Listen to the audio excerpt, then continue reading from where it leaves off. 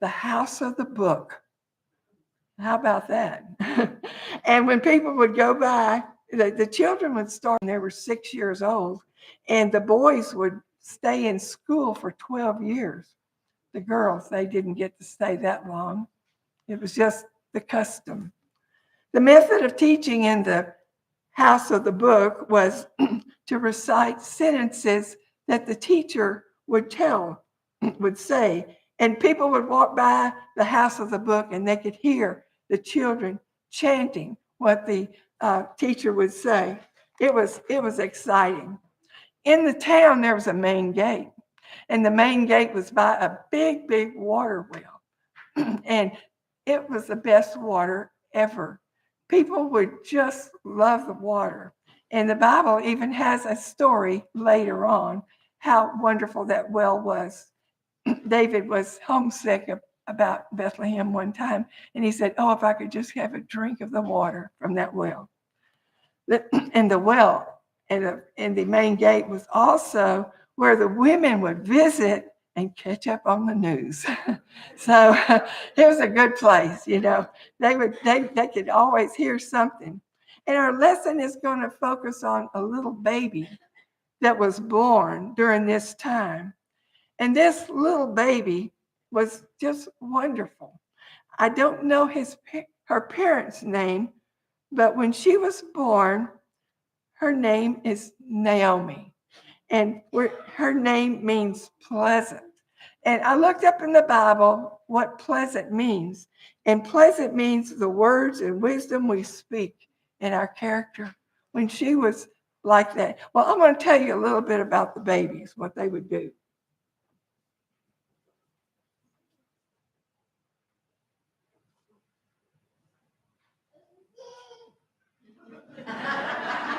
That was perfect.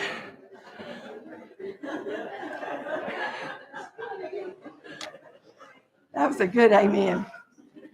When a baby was born, the baby's skin was washed and rubbed all over with salt. The baby was placed on a square cloth like this, and they would take the baby and they would wrap the baby around. They would have its arms down by its side. The baby would feel it would feel secure. It would feel like it was being taken care of. And so this baby was wrapped here in a blanket. Now, after they wrapped the baby, they got swaddling cloth. And some of the cloth is not what you would think.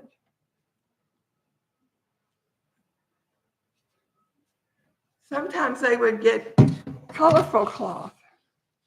I got this one because we're going to be talking about Naomi.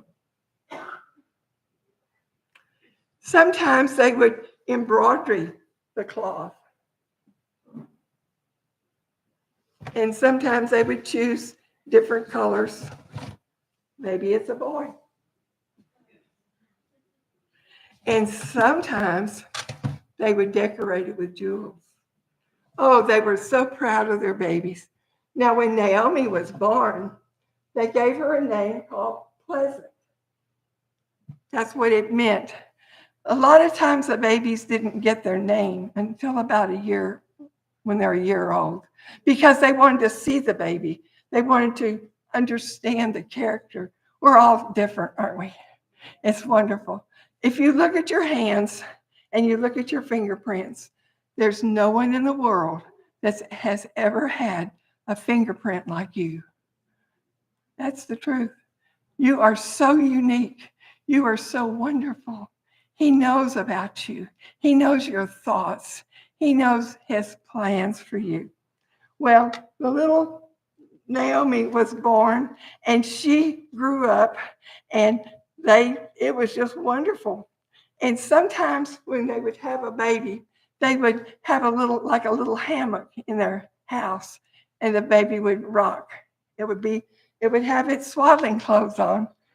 It makes me think of the Lord Jesus being born in Bethlehem. And the angel said, "You'll find him in a manger, wrapped in swaddling clothes."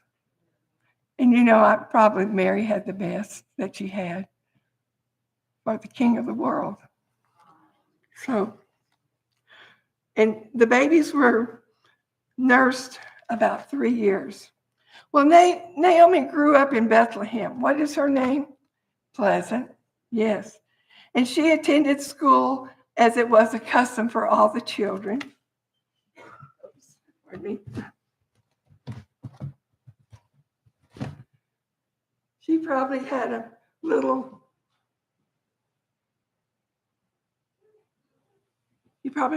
dress, and she went to school. She learned about God. She learned that God loved her. She learned that God was real. She learned about all the history that the teachers would teach her about Genesis, crossing the Red Sea, Mount Sinai. She learned all this. This was very, very important as the children grew up. And she learned that, and she learned to worship God. She learned to love God. She heard music in Bethlehem. They had harps. We know that because David played a harp. And there was percussion instruments, drums, they're noisy. And then there was hollow pipes, kind of like a flute. And she heard all this music. This is how it was to live in Bethlehem. But she knew that when they called her name, Naomi, she knew that it was pleasant. That's who she was. That's her name. God knows your name. He knows my name, and he calls us. She knew who she was. She grew up as a young child and a teenager. Now there's a love story. She fell in love with a real good man. His name was Elimelech, and he had grown up in the same town. And Elimelech, when he was about a year old, his parents named him that name, which means to whom God is king. Oh, what a name. To whom God is king. He realized when he would hear his name, how it related to God. Naomi, when she heard her name, she knew about character and how God could use her. When you hear your name, it may not have a meaning, but when you have God in your life, it has meaning. And he calls us. He knows all about us. Well, there's a love story, and they get married.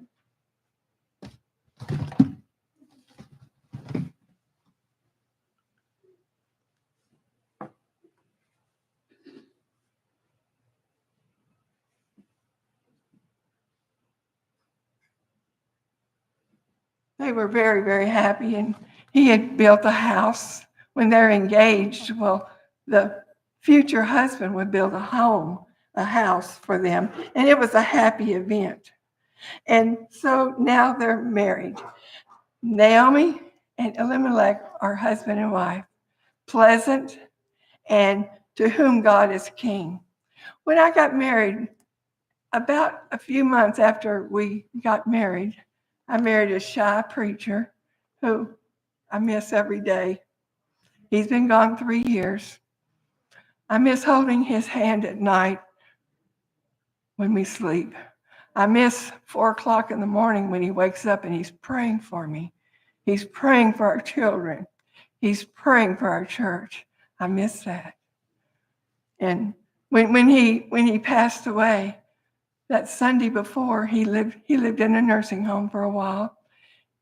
He preached on heaven. He was asked to do the service. And that next Tuesday, he went there. So I miss him, but he lives in another city, and I'm going to see him. So I'm thankful. Well, after we got married, we went on a trip we lived in Houston, and his father said, we want you to meet all of our relatives. They were country. I mean, country people called them country. I mean, they were, I'm all city, and God can use opposites at work. We've been We were married 57 years. So anyway, so we went on it. We got in the car, his mom and dad and me and my husband, Ray. They called him Ray Boy, kind of like John Boy. And so we went to the different little country houses, and I got to meet his family. And when we went in to meet his family, Ray's father said, I want you to meet my daughter. Every time he said, I want you to meet our daughter, he was talking about me. And you know, when we're in God's family, we're daughters of the King. You are right now a daughter of a king. You are royalty. That's who you are. And we need to focus on that. So anyway, back to our story. They were husband and wife, and they started a family. And their first child was born, and his name was Malon. He was named most probably later. And his name means a sick person. He had health issues. He had some kind of a disability. And so the Bible doesn't tell us what it was. The Bible just says his name meant sickness. Now, Naomi, she is going to be steadfast as a mother. She is going to give extra care to this special baby. And you have to be steadfast when you're in a situation like that. Her time would be devoted to her husband, to Malon, and to God. And everybody admired her for that. Well, as the marriage progressed, they had another baby. It was a boy. And they named him Chilion. Chilion meant wasting away. This was not good. He had health issues also. Now she has two sons with disabilities. Her time with these special babies was going to be very, very special. And she was steadfast. She loved them. Elimelech loved him. And so the circumstances were changing, but she didn't change. She knew all this about God, and she loved these children. It was wonderful. I'm glad we can hold to truth and trust God's promises. One of my favorite comforting and encouraging verses is real easy to remember. It's Psalm 55:22. Psalm 55:22. Cast thy burden upon the Lord, and he shall sustain thee. God promises what we're going through, he's going to sustain you. He doesn't tell us how it's going to turn out, but he says, I'm going to go through it with you. And this is just what God did with Naomi. She needed God to be with her with these precious, precious babies who were going to grow up. Well, I'm glad that we can look to the scriptures. I like to run to Psalm 37 because it tells a lot, many things that we can do. We can rest on him and we can trust him. Well, now Bethlehem, the house of bread, was facing a big crisis. It was not going to be easy. Famine had come. When they would go to the market, there was no food. When they would plant crops, there was no rain. It was bad. It was a terrible time. Food was scarce, and Elimelech didn't really know what to do. He thought about it, and he said, I've got to feed my family. And so they decided to move to Moab. That is a neighboring heathen country. But they could be welcome there, but they could live. And the Bible says they were going to sojourn there and dwell as foreigners and seek hospitality. There was enough food in Moab. So it was time to say goodbyes. They packed up what they could. And so Elimelech and Naomi, Malon, and Chilion took the trip to Moab. It was about 60 miles. The roads were real rugged. It was a lot of hills to climb, and it was not going to be safe, but they went. This decision was a big change in circumstances. Sometimes we, as women, do not have choices. It's because of the way circumstances are. It just happens. So Naomi, in a sense, didn't have a choice, but she went. And she knew that God would be there. So we can know that God will be with us and he will sustain us. We know he knows our name. And Naomi was now going to show some steadfastness. The day came for the family to move away. A new journey, a new unknown.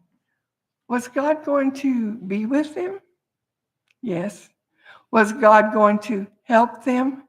Yes. Was God going to sustain them? Yes. Think about your circumstances right now. God is right there. He knows your name. He knows where you are. He has a purpose for it. Just like we're going to find out that God had a purpose for Naomi. We've all had goodbyes and they're not easy. I don't like goodbyes very well, but we have them. And so this was the circumstance of Naomi. She had to say goodbye to her family and friends, and they made the trip and they moved to Moab, and it was 60 miles. But Naomi was going to be steadfast, and she was. Now, they settled in Moab, and now there was a new home, new friends, new everything. It was just going to be a little different. But she was going to be steadfast, and she was. We don't know how soon this happened, but Elimelech died. So now,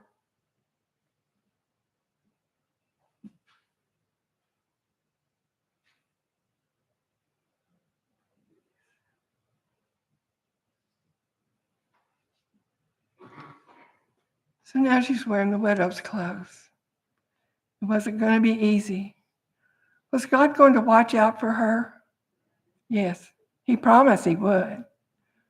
Was God going to sustain her? Yes, that was going to happen. Was God going to love her? Yes, just the same as he sustains you, just the same as he loves you, just the same as he says, I'll never leave you nor forsake you. You need to remember that because circumstances change. Well, after this happened, Mahlon and Chilion were growing up, and then they got married. Oh my. Mahlon married a young lady named Ruth. Her name means friendship. And she was from Moab. And she watched very closely Naomi. She watched Naomi's life. It was good. The country that she lived in did not show how good God was. They worshiped idols. But she saw something special in Naomi. There are people watching your life right now. You may not know who they are, but they're looking. And they want to see God in your life. And God can give you that stamina, that courage, that strength to show who God is. Chilion got married, and he married a girl from Moab, and her name is Orpah, and that means graceful, like a deer. Some Bible scholars says she was very athletic, so probably, I don't know, but they had a good marriage. As time went on, though, and we don't know how long, both of the little boys who became men and who are married, they died. So Naomi now wears the mourning dress again. It's sad. Her circumstances changed, but did God change? No. Your circumstances change, sometimes suddenly, sometimes gradually, but God never changes. He's always there. He's always loving you. He's always going to provide just what you need. And I'm so glad. Well, both the girls had learned all about how a steadfast woman would live. They had watched her. They loved her. Well, news travels in small towns, and Naomi got the news that there was a harvest now. There was food in Bethlehem. She kind of got homesick. Her husband had died. Her two wonderful boys had died. And she said, I'm just going to have to go back home. I'll have to go back home alone. Well, she packed up everything, and they got to the edge of the town, and both the girls wanted to go with her. And she said, it's going to be dangerous. The trip is dangerous. And if you get to Bethlehem, it's going to be different because, you're a foreign girl. She was explaining everything. She said, I'm not going to have any more sons. She was an elderly lady now. And so they were all crying pretty much. And so anyway, Arthur thought it over and she said, I'll stay in Moab. And so she left and she went back to Moab. But Ruth was steadfast. She had learned how to be steadfast. She had learned that Naomi was steadfast and she could be steadfast too. And she had learned about Naomi's God by watching her life, by listening to pleasant Naomi. She had learned all this. She had learned how Naomi had gone through grief and sorrow and all this, and how big she had learned all these things. And she said to Naomi when they were standing there, and they were all crying, and she said to her, she said, I'm going with you. She said, where you live, I'm going to live. Where you die, I'll be there. And most of all, your God will be my God. Your people will be my people. She said, in essence, she was saying, Naomi, I've seen God in you. And I want God to be my God. Girls, there are people out watching your life right now who will say, I want your God to be my God. I encourage you, it's possible. Just be steadfast. You can do it. When great crises come and we go through many adjustments, remember that he sees the tears that fall. We're made by him. We're in his hands. He hears me when I call. He knows my name. I've learned that grief was a gift. I'm glad because it helps heal. It's a way of healing. And God would walk with me through my grief. He never failed. He was sympathetic in my grief. He was caring in my grief. He was sustaining in my grief. In your trials and your tribulations, God will walk with you through it. He'll even go ahead and on your journey because he is God. He'll be sympathetic with you about whatever you're facing. He will care for you and he will sustain you. The Bible tells us now that Mahlon and Chilion died. Naomi was on her way and Ruth was going. Ruth would say, your people are going to be my people. I'm going. Your God is my God. Well, they traveled. The two ladies traveled that 60 miles. It was not easy. It was dangerous. And so anyway, they finally arrived in Bethlehem. And as I look back on Naomi living in a heathen land, a ungodly land, we can see the purpose that God had used that because two women saw a steadfast woman. They saw someone who showed who God was. Naomi, what is your name? Pleasant. And she showed that. And God had her to be steadfast in the place that she probably wouldn't have chosen. But we can be steadfast wherever we are, even if it's Moab, even if it's a bad job, we can be steadfast. Even if you're around bad employees, that's kind of happened to all of us, I think. Even if there's sickness, he's there. Even if you have financial loss, he's there. He said, I'll take care of you. I will sustain you. I will take care of you. Even if friends forsake you, he says, I'll never leave you. I'll never forsake you. You may have a marriage loss. Jesus said, I'll never leave you. I'll never forsake you. I'll always be there. You can count on him. Even the death of a loved one. His sympathetic, holy love will sustain you through it. I've experienced that. And I can tell you, God never failed me. Great changes and burdens, God will take care of it.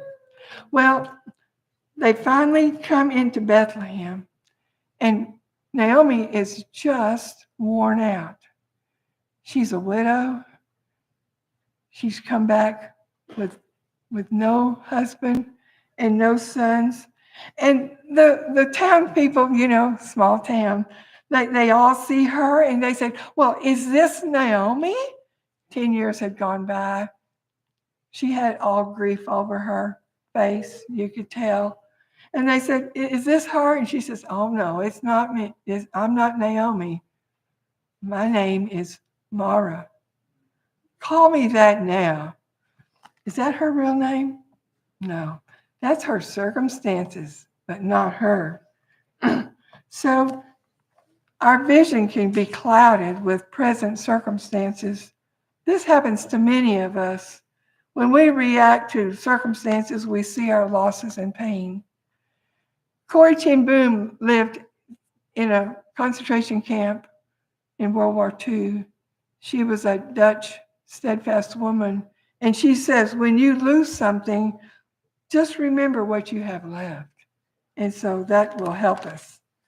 Finally, after they came to Bethlehem, Naomi was overwhelmed with grief. She moved back into the house.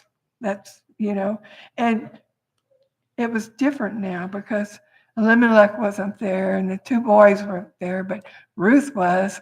God had provided a way to sustain her. And Ruth went to work. She went to work in the fields because it was barley harvest. And oh, wow, she really was amazing. And so when she was working in the fields, it happened to be the field that belonged to Boaz. That's very, very important because Rahab and Salmon, they had a son named Boaz. And his name, if you look at his name, I believe it means strength.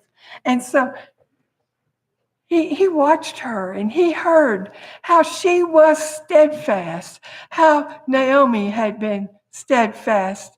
Word travels, our reputation travels. And he kind of checked up on her.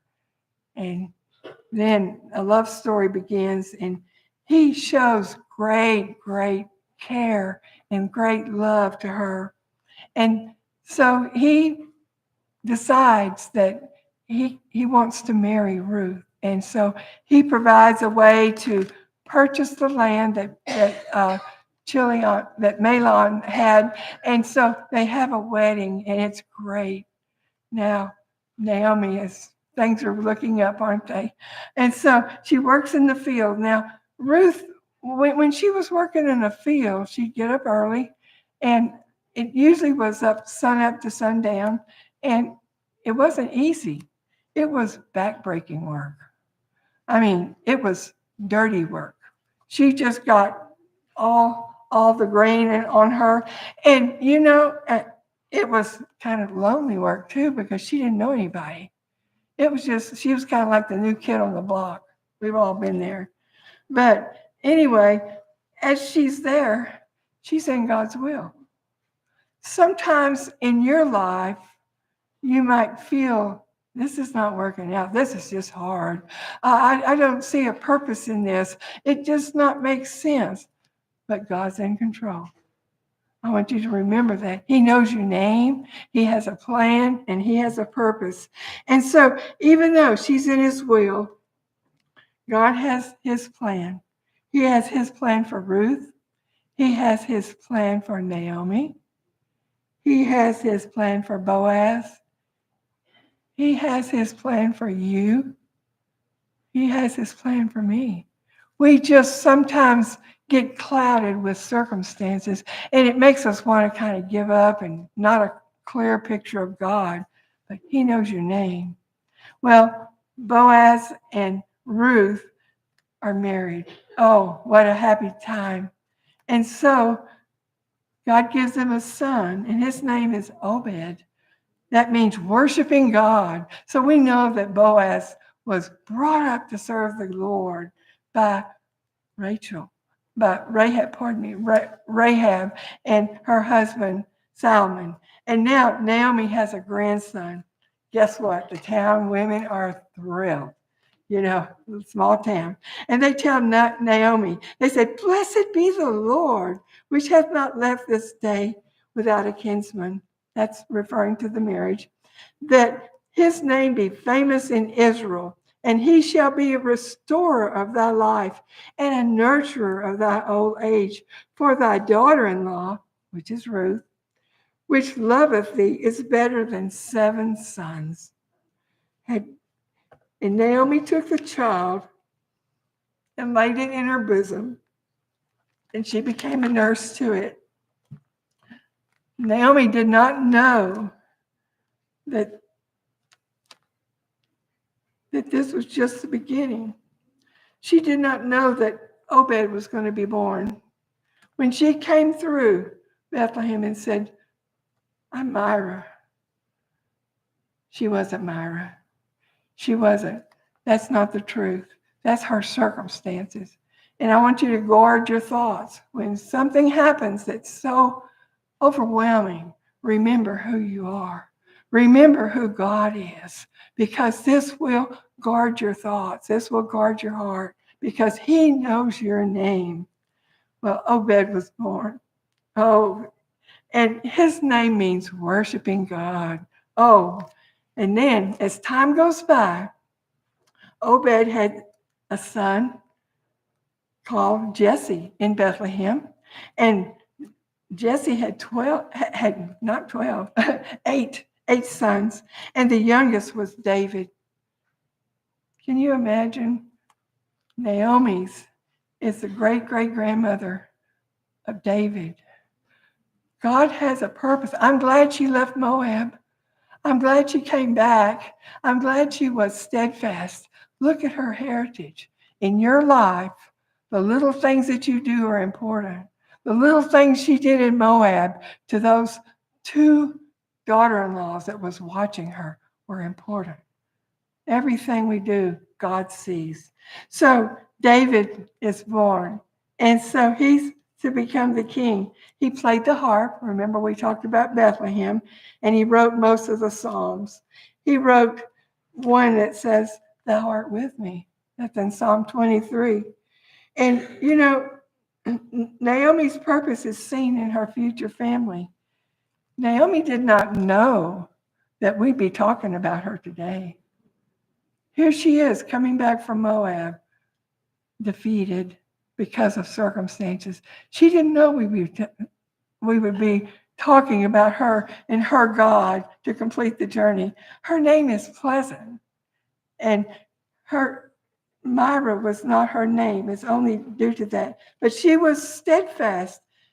Her work was not in vain, even though she lived in a terrible, terrible town. You may not like where you live. I've lived in some places that wasn't my favorite, let's put it that way. But God placed me there for a purpose. Where you are right now, God has a divine purpose to use you. And you know you need to focus on him and be steadfast. But she did not know that all these wonderful things would happen. As we look and think about Naomi's great-grandson, he wrote Psalm 139. And I'm going to summarize it. He wrote that God knows my ups and downs. I think of Naomi. I think of me. You think of yourself. God knows our ups and downs. He understands my thoughts. He understands your thoughts. He knows my spoken words. And with me, wherever I go, he's with me. Wherever I go, I told the kids in Sunday school, I said, if you ride a roller coaster, God's with you. And his hand will lead me. You know, it's comforting. When a baby cries, it's real good to hold their hand. That gives them security. But God says, his hand is with me. It will lead me. His right hand will hold me. He's light in darkness. He knew me when I was in my mother's womb. Oh, isn't that wonderful? He knew you when you were being formed. He had that divine plan for your life. He had that wonderful, wonderful plan for you in your life. And then he thinks on me daily. Did you know that David said in that psalm, he said, if I could just count the thoughts that God would think on me, they're more than the sands in the sea. That's a lot. He's thinking about you. He's leading you. He loves you. Now, what is your name? Think about your name. He calls us by our name. Your name is engraved in his hand. I have that in the pamphlet. Did you know that in God's hand, your name is there? Your name is in his hand. In Psalm Isaiah 49:15, it says, yet I will not forget thee. You know, sometimes I forget about people. Sometimes you might, passing of time. God says, I'll never forget you. I know your name. I have a purpose. And then in the verse, it says, in the next verse, it says, behold, I have graven thee upon the palms of my hands. Graven means to cut in two. God has your name in his hand. He has Naomi's name in his hand. He has Mahlon and Chilion and Ruth, and he has Elimelech. He has your name in his hand. And so I want you to look at your pamphlet if you like. This is who you really are. This is your name. You might be overclouded with some circumstances that are pretty tough. We're all going through some trials and tribulations sometimes. But you are a daughter of the King. Isn't that amazing? You're royalty. Isn't that something? You are beloved. You're redeemed. You're forgiven. You're his workmanship. That means a masterpiece. He is playing you to be a masterpiece. You are a saint and jewels, and this is who you are. I'm still learning this. Every day I'm learning that God knows my name. God has a purpose for me. You need to learn every day and realize and believe he knows your name. He has a purpose. I'm never alone. He loves me. My circumstance will never stop his loving care. He knows my name. I'm going to just read the song, He Knows My Name. I have a maker. He formed my heart. Before even time began, my life was in his hands. He knows my name. He knows my every thought. He sees each tear that falls, and he hears me when I call. I have a father. He calls me his own. He'll never leave me, no matter where I go. Aren't you glad? Aren't you glad that God loves you? He sees you with his eyes. He hears you. He understands you. He protects you. He strengthens you. He comforts you. I've experienced a lot of that. He gives peace. And with every step of the way, he's a waymaker. He encourages us. He will never forsake or forget us. And he has a special purpose for you. I want you to think about your life. I want you to believe that he has a purpose for you, that you can be steadfast, even if you're living in a town like Moab. He's there wherever you go. Aren't you glad? Aren't you glad that Naomi, in her life, she was steadfast? You can do the same. Ms. Holland? Okay.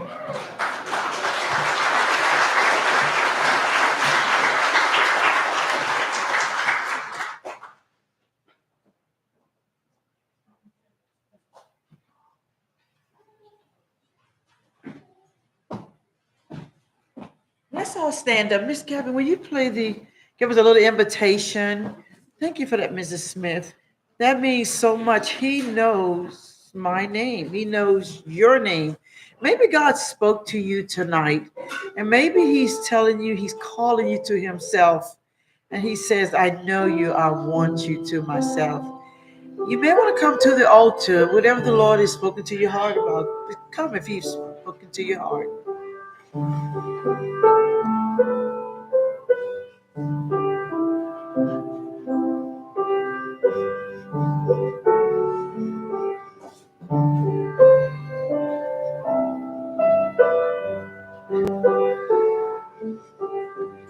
Some have come to the altar. Please come if you feel led to come.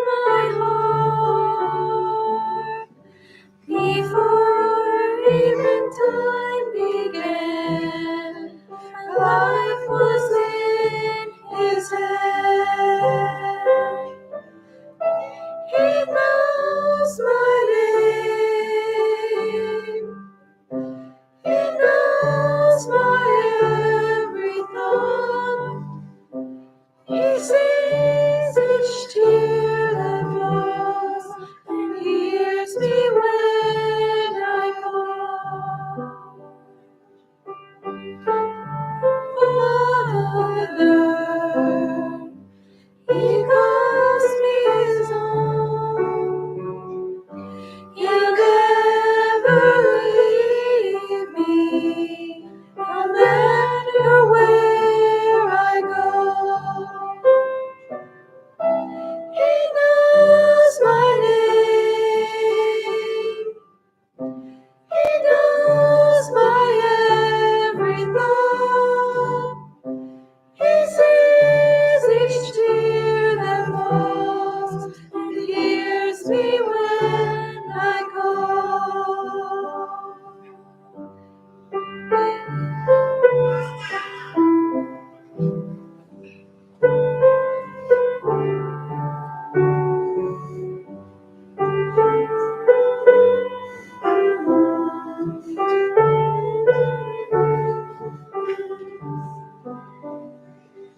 If God is speaking to you, come and do business with God.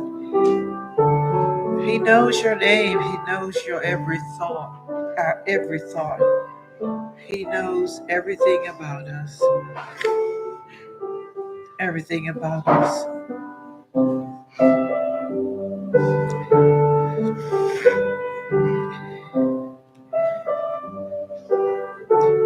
When we're going through things, it looks dark, like there's no end to the tunnel.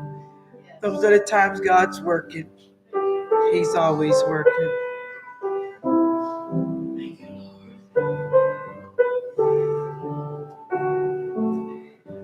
And he just stands there with arms wide open and says, come to me, I've got you.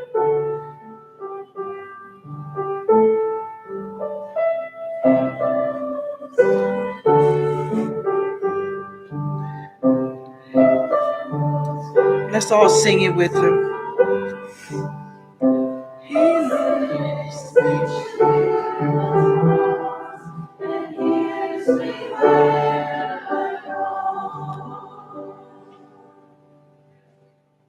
Thank you, Mrs. Gavin. Thank you, Mrs. Smith, for that. And thank you, ladies, for your patience and everything. And you may be seated just for a moment.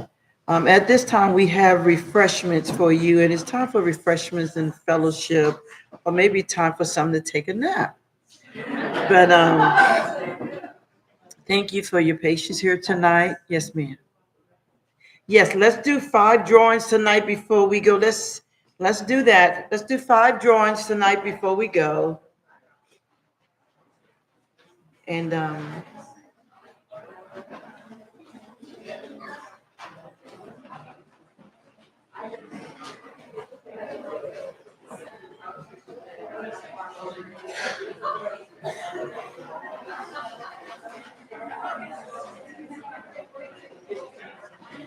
you should have a ticket in your bag. If you do not have a ticket, raise your hand. Do you need one? Okay. You're looking for the bucket? I saw that. Where did I see? Right here.